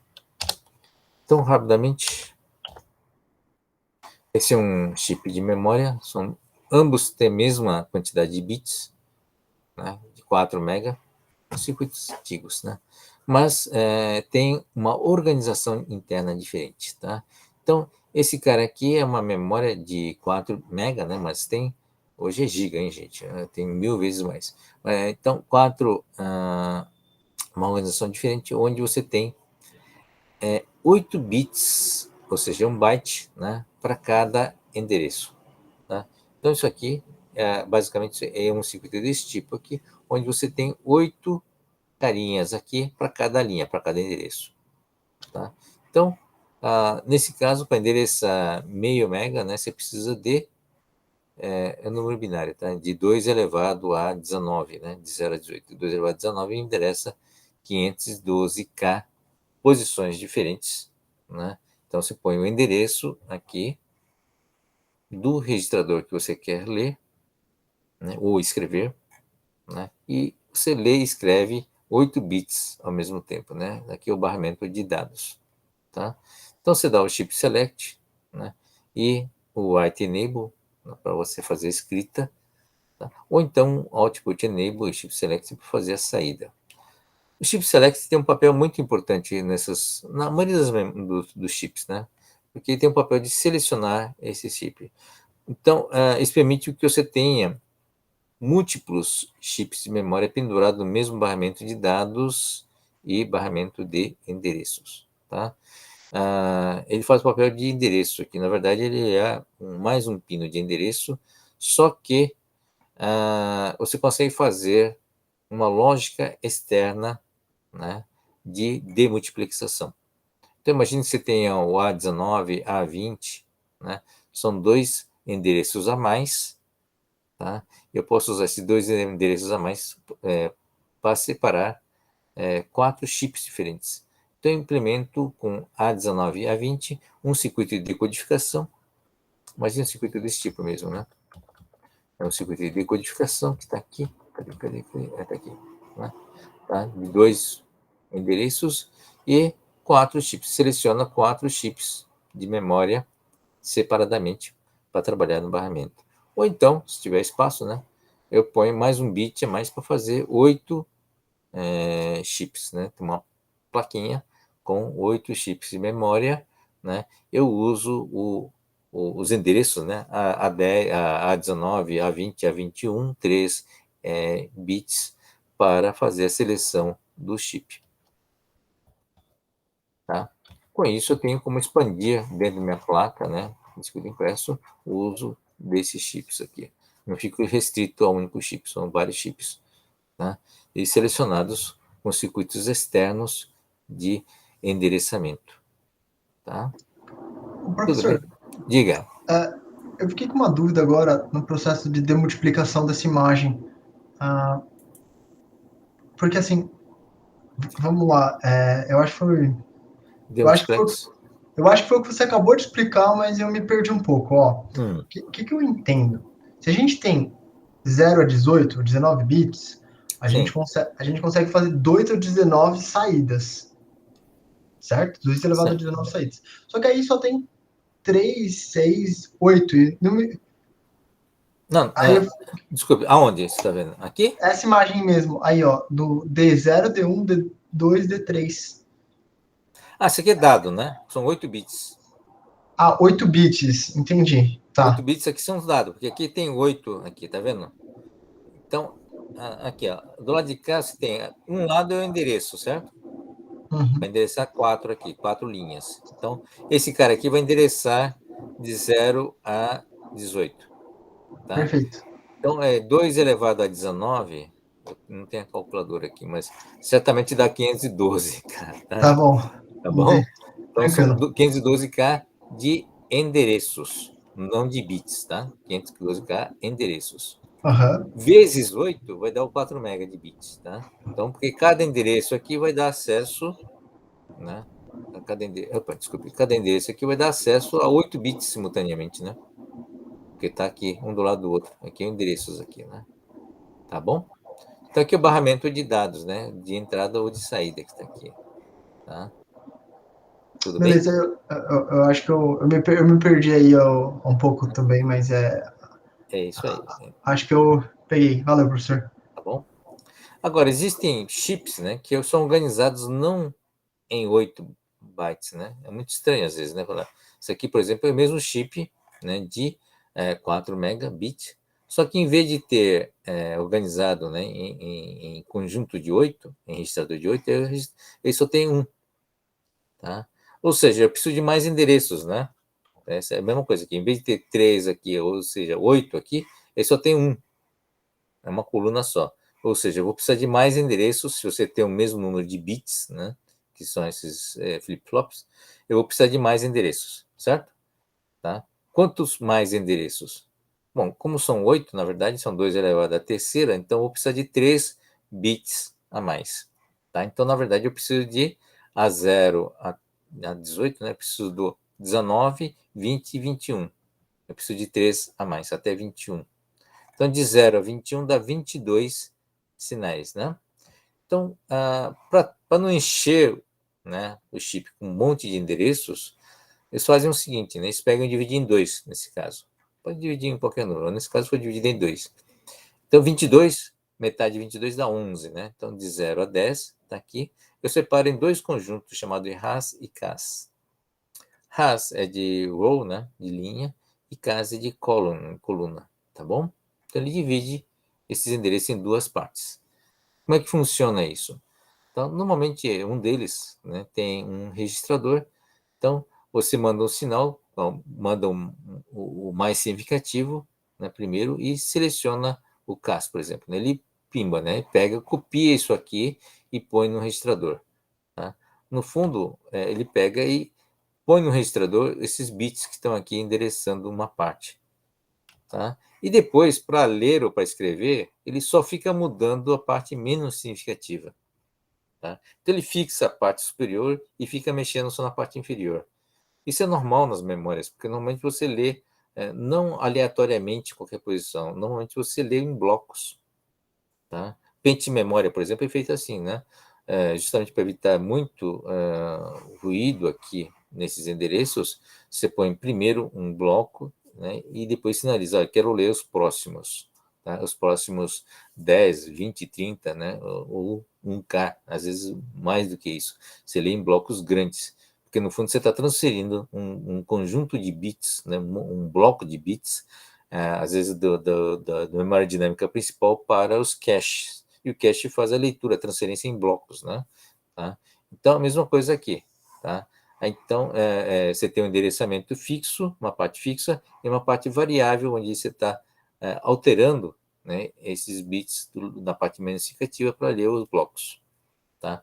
Tanto é que os mais sofisticados já não tem tanta troca de sinal como isso aqui, né? Tá, vai ter uma perda de desempenho? Sim, mas é só no primeiro, né? Porque é o primeiro, primeira parte que vem, né?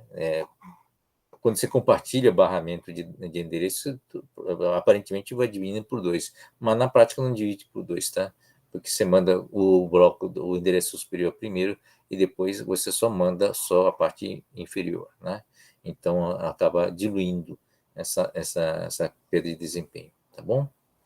Mas a pergunta que fica é a seguinte: é interessante ter um chip com um bit só? Para que serve um chip que tem um bit só? Não seria melhor ter múltiplos de 8? O que vocês acham? Vai ter chip com, sei lá, vai fazer um arranjo com, sei lá, seis chips de 1? 7 chips de 1, talvez. Algum número maluco desses? Ou vai ser sempre múltiplos de 8? O que vocês acham? Uma pergunta difícil nesse horário já, né? 11 da noite. No fundo, tem sentido, viu, gente? Só para explicar. Se você usar... Bom, o pente de memória não é um bom exemplo, né? Mas tem alguns pentes de memória que tem chip de 1, sim, tá? Para que serve esse cara aqui? Às vezes tem memórias que tem 1 byte de 9 bits. Né? Por que é usado um bit a mais? Né? Em processadores que têm necessidade, né, ter um desempenho mais confiável, tá? Você usa esse bit a mais como um bit de paridade. Né? Você deve ter ouvido falar pente memória com ECC, o código corretor de erro, o código detector de erros. Tá? Então, esses bits a mais são utilizados para fazer um Hamming ou para fazer uma paridade. Tá? Então, é por isso que tem esses chips, né, que trabalham com unidades. Tá bom? Então, você tem, às vezes, um barramento com uma palavra de 16 bits, mais um 17º bit de paridade. Tá bom? Mais do que isso é difícil, né? Quando você tem 32 bits, já é muito largo demais para usar um bit só de paridade, tá? E aí costuma ter outras lógicas, né? Eu divido em blocos de 16 para fazer um bit a mais, tá bom? Mas de qualquer forma é útil esse chip de um bit só. Tá bom? Só para você saber. É isso. Sob o ponto de vista de tempo de acesso, é importante lembrar que existem tempos, né? Vocês viram que tem tempos envolvidos, tá? Isso aqui fica bem claro, né? Tempo. Então, o primeiro ponto importante é que a decodificação do endereço leva algum tempo, né? O demultiplex. Tá? Então, você tem que colocar primeiro o endereço, antes de mais nada, né? Para você poder selecionar depois qual é a linha, né? O responsável pela leitura ou para a escrita. Depois vem o comando, né? Seja ele leitura ou escrita, que vai ter uma propagação também, né? A leitura leva mais tempo, né? Porque aqui na leitura, tem que propagar esse clock para esse circuito e fazer essas alimentações, tá? Para gravar, né? Leitura no sentido de gravação, desculpe, para gravar o bit. Dá para perceber, né? Que envolve até, inclusive, um feedbacks aqui, uma realimentação para estabilizar isso aqui. Então, a gravação leva um tempo, mas a leitura é bem mais rápida, né? Porque tá o dado disponível aqui no Q. Estou falando da memória estática, tá? Então, a memória estática é bem rápida, né? Só para fazer, para ler, é só, então, primeiro selecionar, depois habilitar a saída, tá? Então, esses são os diagramas de tempo que estão aqui, né? Você tem o endereço, você tem que estabilizar o endereço para depois fazer o comando leitura, seleção escrita, né? E depois um tempo até ter o dado disponível aqui. Isso é chamado de tempo de acesso. O tempo de acesso medido é a partir do sinal do comando, não a partir do endereço, tá? Esse é o tempo de acesso. E memórias com tempo de acesso rápido são memórias mais caras, tá? Tanto na memória dinâmica como estática. Tá bom? O que mais? Isso aqui são configurações, né, de memórias, onde você tem múltiplos chips. Isso aqui é chip de 1 bit, né? Eu compartilho os endereços e simplesmente o dado, né, vai ser no largo, né? Esse dado de 8 bits, então tem 8 chips de 1 bit. Tá? Então, quando eu tenho, né, 8 bits, chips de 8 bits, eu posso selecionar um ou outro usando chip select, né? Tá? Uso um dos endereços, né? Aqui até 14, o 15º eu uso aqui para selecionar um ou outro. Tá? Então, todos eles compartilham o mesmo barramento de dados e o mesmo barramento de endereço, exceto pelo único endereço que faz a separação entre os dois. Tá? Uma outra possibilidade é trabalhar com mapa de memória, né? Endereçamento aqui de 16 bits, em hexadecimal vai dar de 000, né? 4 zeros até FF, né? Tá? 16 bits dá acesso a 64K bytes, tá? 2 elevado a 16. Tá? Eu posso dividir em duas partes, 2 pedaços de 32 bits. Tá? Um chip para... Usa esse mesmo esquema, né? Um chip aqui só com memória ROM, ou seja, pré-gravado, e um chip aqui, né, na parte superior para memórias RAM, né, memória estática, tá? Para dados, eventualmente até para programas. Tá? O programa sempre começa em 0 no endereço, tá? Porque quando você dá um reset no CPU, ele vai zerar os endereços internos, né? O program counter. Então, ele começa sempre do 0. É por isso que essa área aqui do 0 normalmente é reservada para programa. Tá bom? Tem outras configurações onde você tem chips de processadores que tem um pino de sinal que faz a distinção, né? Dizendo, olha, esse endereço é para endereço de programa, né? Então, esse endereço é para endereço para dados, ou então tem mais um, né? O endereço é para a área de I/O, né? Tem um /I, que é entrada e saída. Tá? Aí, a partir desse sinal, você usa uma decodificação para separar os chips, né, que serão endereçados. Quer dizer, o endereço é o mesmo, então, de repente, sei lá, tem o endereço 3535, que pode ser, dependendo se desse sinal aqui, P, D ou I, né, pode ser para programa, para dado ou para algum dispositivo de entrada e saída. Tá bom? São os tipos de memória. Já discutimos a memória estática, a memória dinâmica, memória só de programa, né? São os tipos de chips que você pode combinar entre memória dinâmica, memória estática, RAM, né? Ou memórias ROM para programas. Tá? É isso, gente. Estourei um pouco de tempo, né? Mas foi uma aula, né, muito densa, na verdade, uma revisão rápida, né? Tá? Espero que você tenha conseguido acompanhar, tá? Deixa eu só desligar a gravação antes que eu esqueça.